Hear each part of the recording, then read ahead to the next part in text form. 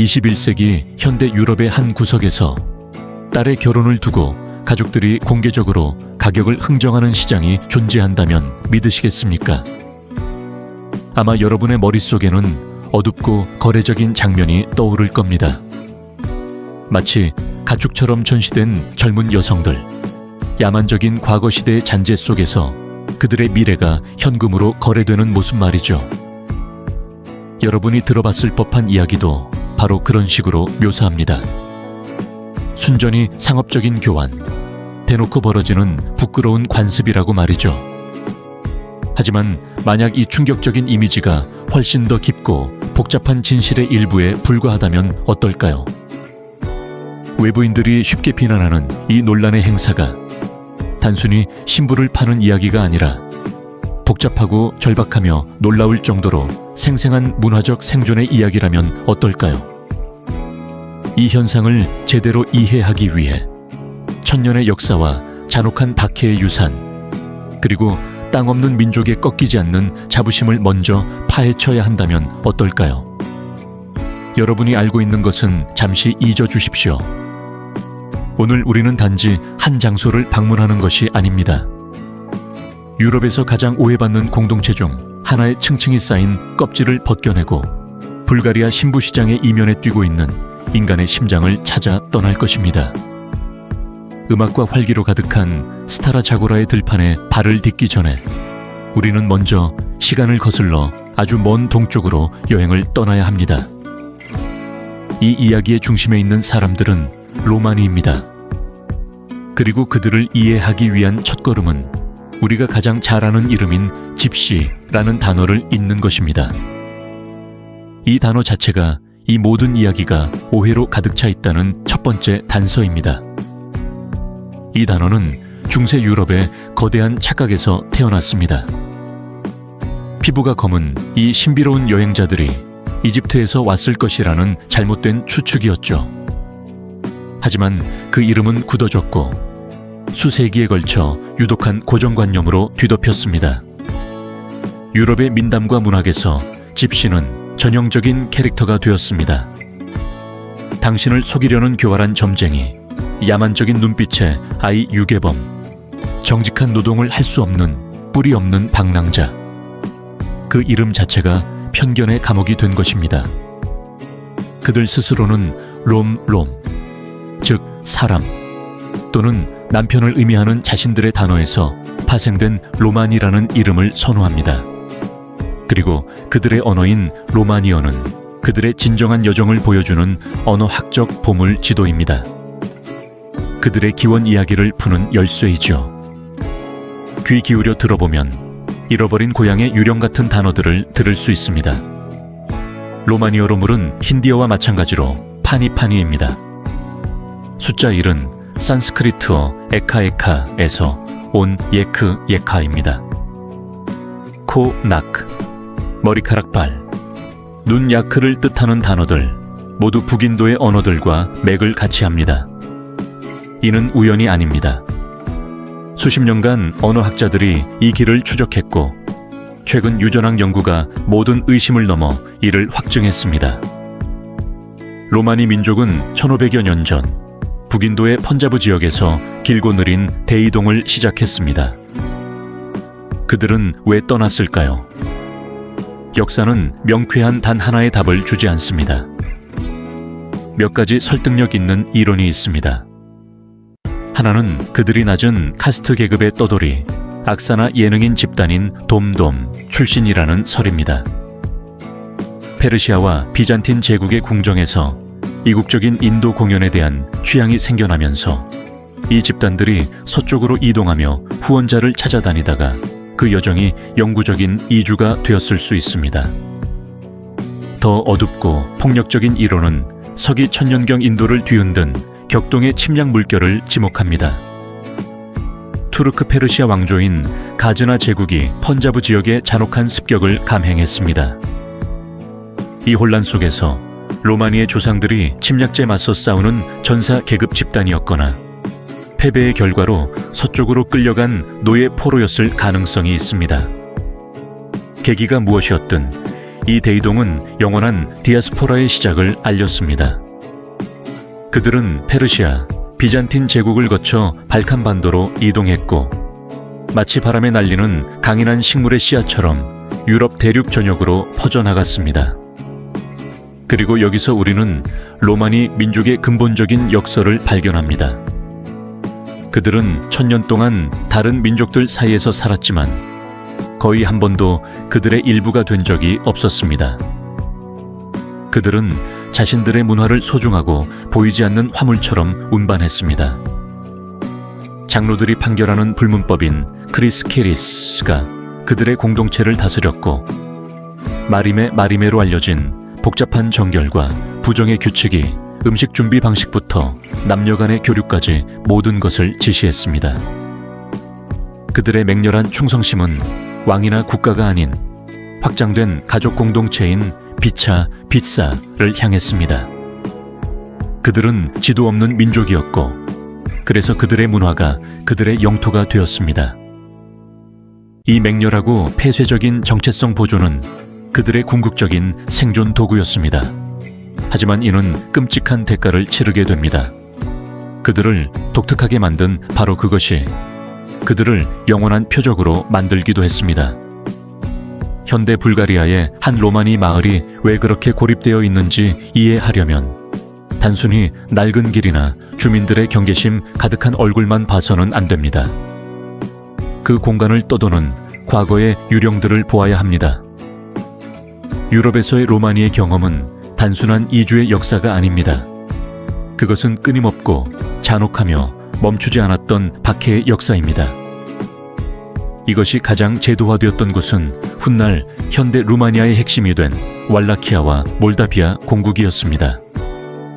14세기부터 1860년대 중반까지 500년이 넘는 기간 동안 그곳에 대다수 로마니들은 속박된 상태로 살았습니다. 그들은 노예였습니다. 인간이 아닌 재산으로 취급되었고 부유한 지주와 정교회 수도원의 재산 목록에 도구, 마차, 가축과 함께 기록되었습니다. 1845년에 한 공식 문서는 한 수도원의 자산으로 벌통 200개와 로마니 30가구를 명시하고 있습니다. 그들은 구매, 판매, 교환되거나 선물로 주어질 수 있었습니다.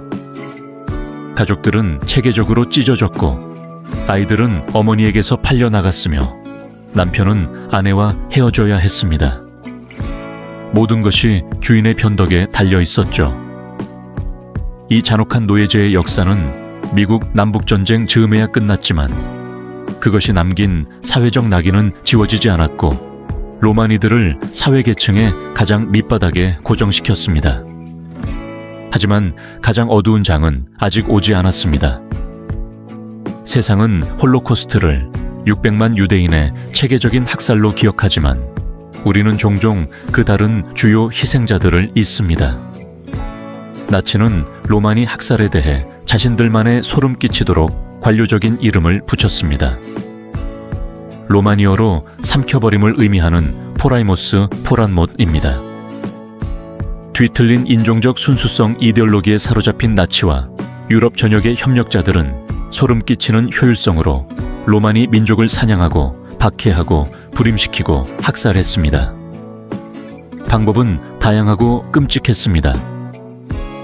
동부 전선에서는 이동 학살 부대인 아인사츠그루펜이 숲과 골짜기에서 수천 명을 총살하고 그들의 시신을 집단 무덤에 던졌습니다. 크로아티아와 같은 협력 국가에서는 우스타샤 정권이 야세노바츠와 같은 자체 잔혹한 강제 수용소를 운영하여 수만 명의 로마니를 고문하고 살해했습니다. 그리고 나치 점령한 폴란드의 악명 높은 죽음의 공장인 아우슈비츠 비르케나우에는 특별 집시 가족 캠프가 설립되었습니다. 이곳에서 가족들은 처음에는 함께 지내다가 질병과 굶주림이 그들의 목숨을 앗아간 후에 집단으로 가스실로 보내졌습니다. 최대 50만 명의 로마니, 남성, 여성, 어린이가 나치 기계에 의해 삼켜진 것으로 추정됩니다. 이 역사는 먼지 쌓인 각주가 아닙니다. 이것이 오늘날 로마니의 정신세계를 설명하는 핵심적이고 지울 수 없는 트라우마입니다. 한때 자신들을 노예로 삼고 학살을 조직했던 국가기관을 어떻게 신뢰할 수 있겠습니까? 끊임없이 증오와 폭력만을 보여준 더 넓은 사회에 어떻게 기꺼이 동화될 수 있겠습니까? 분리된 공동체에서 살려는 경향, 서로에게만 의지하려는 충동, 끊임없는 따돌림과 문화 말살로부터 아이들을 보호하기 위해 공립학교에서 일찍 자퇴시키는 관행, 이 모든 것은 단순히 생활 방식의 선택이 아닙니다. 그것들은 상상할 수 없는 박해의 불길 속에서 단련된 깊이 뿌리박힌 생존 메커니즘입니다. 이 깊고 역사적으로 정당화된 불신은 로마니 공동체를 주변 세계와 분리시키는 보이지 않는 벽이며 무너져가는 어떤 벽돌이나 모르타르보다 훨씬 더 강력한 벽입니다. 이제 현대 불가리아로 가보겠습니다. 이곳은 멋진 산악 풍경, 고대 트라키아 무덤, 고요한 수도원이 있는 나라입니다. 또한 상당한 차이로 유럽연합에서 가장 가난한 회원국이며 공산주의 과거의 긴 그림자, 인구 감소, 만연한 부패와 씨름하고 있습니다. 그리고 바로 이 복잡한 국가적 풍경 속에서 길고 고통스러웠던 로마니의 역사가 날카롭고 현대적인 초점으로 떠오릅니다. 약 75만 명의 로마니 시민이 있으며 이는 불가리아 인구의 거의 10%를 차지하는 유럽에서 가장 높은 집중도 중 하나입니다. 그리고 다수와 소수 민족 간의 관계는 긴장으로 가득 차 있습니다. 많은 불가리아 민족의 관점에서 보면 그 이야기는 깊은 좌절감의 하나입니다. 그들은 종종 도시의 잊혀진 외곽에 있는 시유지에 불법적으로 지어진 넓게 퍼진 로마니 공동체, 즉 마할라, 마하랏을 봅니다. 그들은 전력망에서 전기를 빼돌리는 얽히고 설킨 전선들과 상수도에 대한 불법 연결에 대해 분노하며 이야기합니다. 로마니들은 일하기를 꺼리고 사회복지에 의존해 살기를 선호하며 그들의 무질서한 생활 방식의 비용이 법을 준수하고 세금을 내는 시민들에게 부당하게 전가된다는 믿음이 널리 퍼져 있습니다. 2007년 불가리아가 유럽연합에 가입했을 때 국경이 개방되면서 서유럽의 부유한 국가로 상당한 규모의 로마니 이주 물결이 일었지만 남은 사람들에게는 뿌리 깊은 문제와 사회적 마찰이 더욱 심화될 뿐이었습니다. 하지만 그 이야기에서 멈추는 것은 뒤틀리고 깨진 동전의 한 면만 보는 것입니다. 다른 면을 이해하려면 직접 이 동네들 중 한 곳을 걸어봐야 합니다. 수도 소피아의 파쿨테타나, 유럽 최대의 로마니, 게토로 악명 높은 플로브디프의 스톨리피노보 같은 곳들 말입니다. 당신이 목격하는 것은 수십 년간의 체계적인 방치의 물리적 현현입니다. 말 그대로 포장도로가 끝나는 곳이죠. 포장된 길은 비가 오면 진흙으로 질퍽거리는 흙길로 변합니다. 공식적인 위생시설은 초보적이거나 아예 없습니다. 수거되지 않은 쓰레기 더미는 아이들의 위험한 놀이터가 됩니다. 겨울에는 땔감으로 사용하는 플라스틱 탄은 매캐한 냄새로 공기가 자욱할 수 있습니다. 이것은 선택된 생활 방식이 아닙니다. 정교하게 구축된 빈곤의 덫입니다. 공식적인 노동시장에서의 차별은 만연하고 잘 문서화되어 있습니다. 이력서에 흔한 로마니, 성씨가 있으면 바로 쓰레기통으로 직행할 수 있습니다. 마할라 내에 분리되고 자금이 부족한 학교들은 수준 이하의 교육을 제공하여 다음 세대가 경쟁에서 뒤처지도록 만듭니다. 그들이 사는 땅에 대한 법적 소유권이 없기 때문에 집을 짓거나 개량할 허가를 받을 수 없습니다. 이는 악순환입니다. 분리는 열악한 교육으로, 이는 실업으로, 이는 빈곤으로, 이는 다시 분리를 심화시킵니다. 일하기 싫어 한다는 말은 일자리를 찾을 수 없을 때 매우 다르게 보입니다. 불법 전기 사용은 말 그대로, 그리고 비유적으로 국가에 의해 어둠 속에 버려진 공동체의 한 가족에게는 절박한 조치가 됩니다.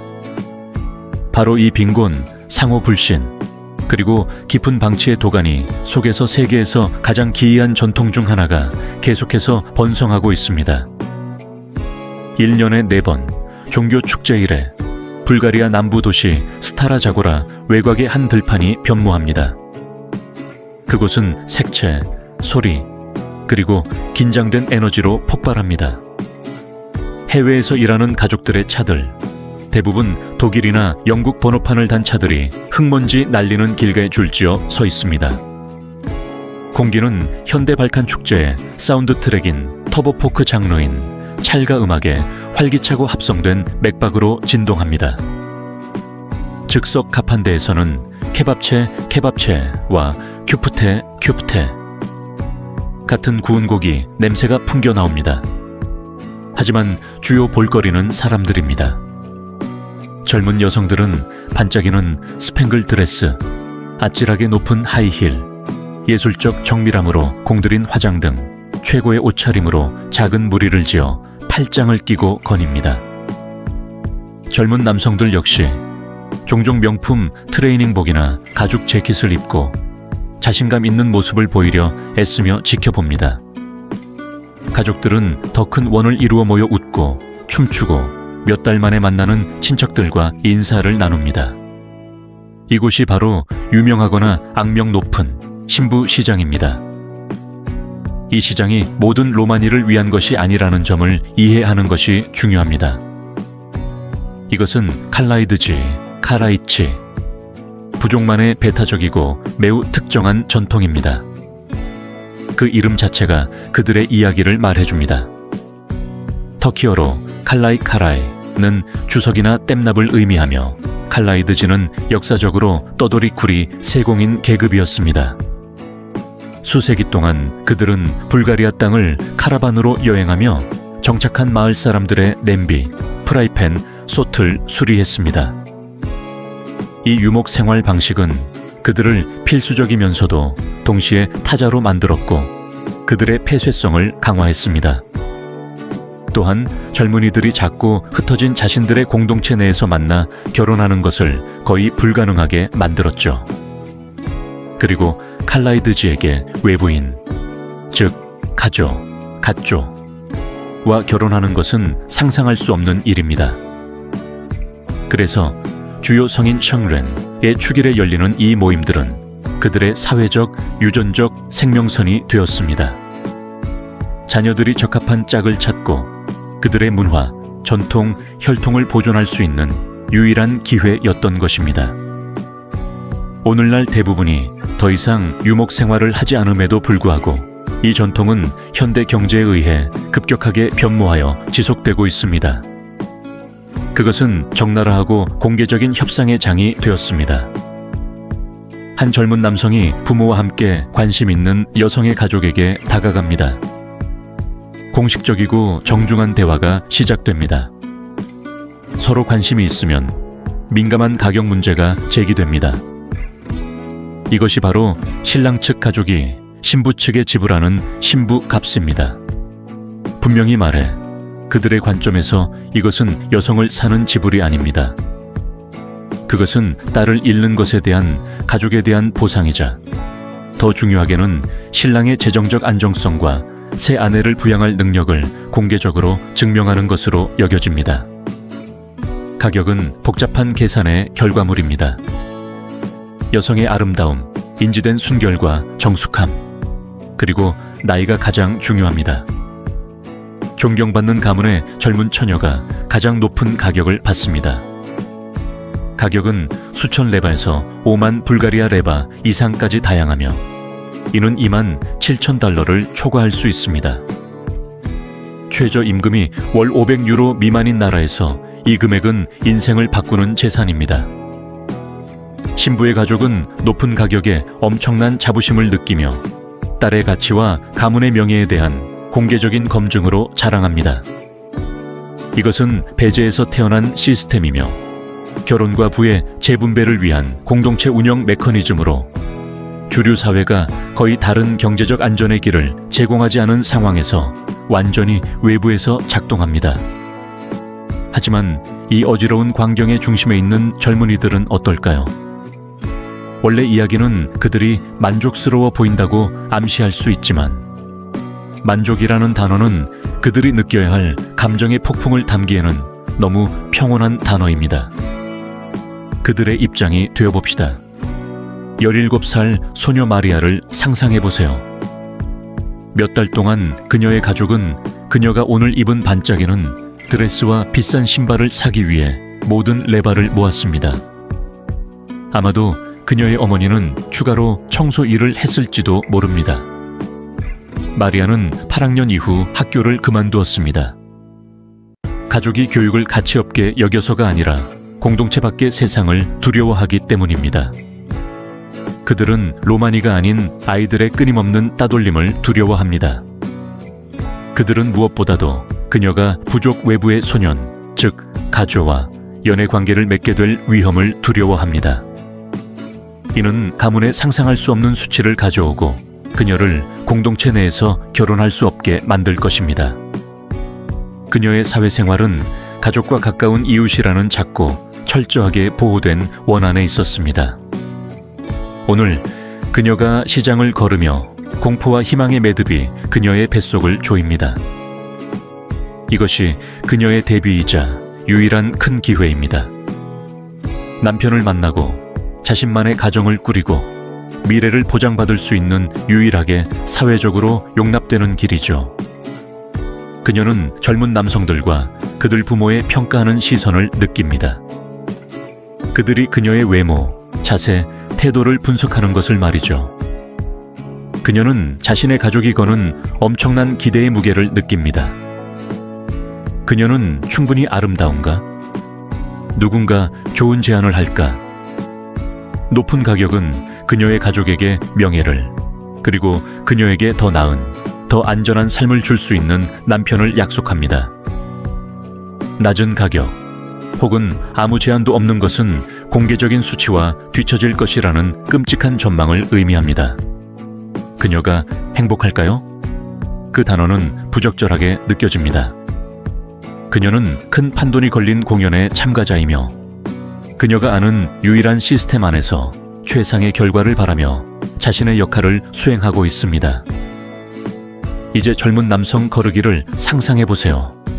그는 20살이고 독일에서 2년간의 고된 건설 노동을 마치고 막 돌아왔을 수 있습니다. 그와 그의 가족은 그 돈을 꼼꼼하게 모았습니다.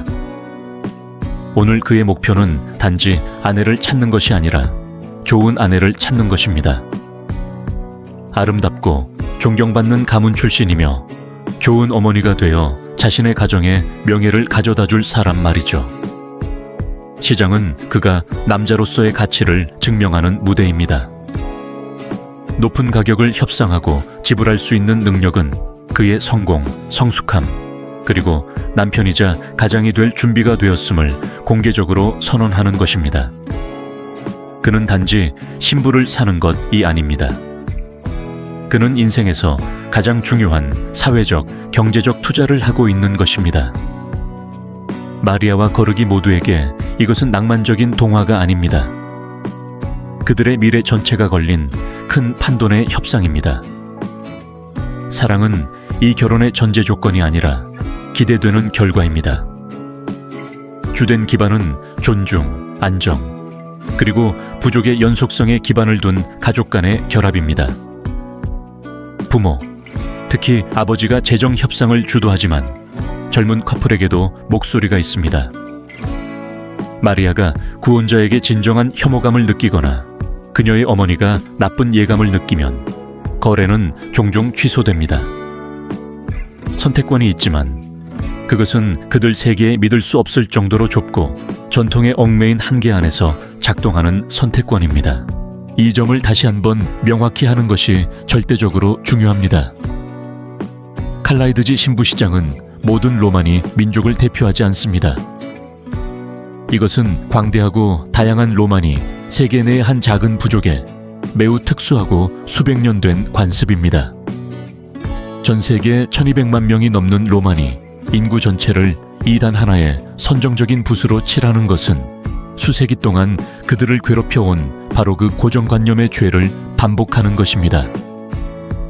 논란의 헤드라인 아래에 있는 진짜 이야기는 놀라운 문화적 회복력에 관한 것입니다. 1000년 이상 동안 로마니들은 노예제, 대량 학살, 강제동화, 경제적 배제, 그리고 체계적인 인종차별에서 살아남았습니다.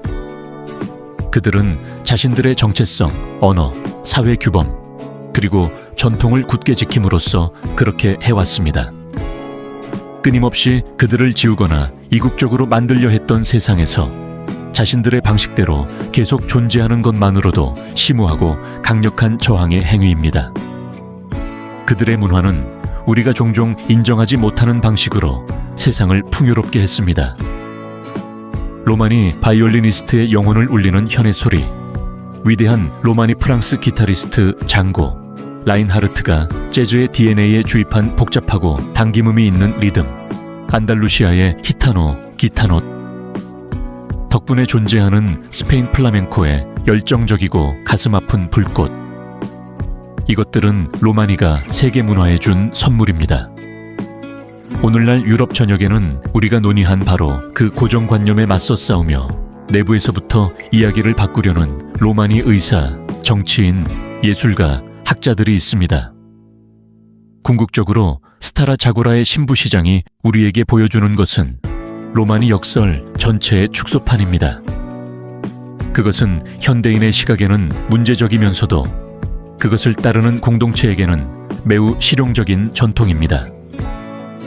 그것은 생명의 활기찬 축제인 동시에 경제적 절박함의 극명한 반영인 광경입니다. 그것은 외부 세계가 거의 아무것도 제공하지 않았기 때문에 자신만의 규칙과 해결책으로 자신만의 세계를 만들어야만 했던 한 공동체를 들여다보는 창입니다. 그것은 지저분하고 불편하며 심오하게 인간적인 이야기입니다. 그리고 바로 그 점이 그것이 종종 축소되는 단순하고 충격적인 헤드라인보다 무한히 더 매력적으로 만드는 이유입니다. 스타라 자고라로의 우리의 여정은 하나의 논란적인 사건이 천년의 역사를 비추는 프리즘이 될 수 있음을 보여줍니다. 신부시장은 단지 시장이 아닙니다. 그것은 생존을 향한 한 민족의 불굴의 의지를 보여주는 살아있는 기념물이며 박해, 빈곤, 그리고 굽히지 않는 문화적 자부심의 실로 짠 복잡한 테피스트리입니다. 그것은 우리로 하여금 우리 자신의 가정에 대해 불편한 질문을 던지게 하고 우리가 보는 것의 표면 너머를 보려 노력하게 만듭니다.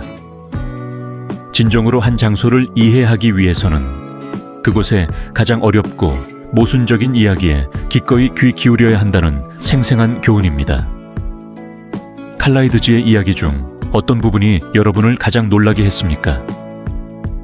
깊은 박해의 역사, 전통을 형성하는 경제적 현실, 아니면 협상 뒤에 숨겨진 인간의 감정이었나요? 아래 댓글로 여러분의 생각과 질문을 공유해 주세요. 이 이야기가 여러분에게 새로운 시각을 열어주었다면 가이드북보다 더 깊이 파고드는 것을 좋아하는 여행 동료와 이 영상을 공유해 주세요. 세상에서 가장 매혹적이고 오해받는 곳들에 대한 더 깊이 있는 탐구를 위해 구독을 고려해 보세요. 그리고 만약 다른 복잡한 국가들의 비밀을 발견하고 싶은 호기심이 생긴다면 다음 모험이 바로 여기 화면에서 여러분을 기다리고 있습니다. 이 여정에 함께해 주셔서 감사합니다. 호기심을 잃지 마세요.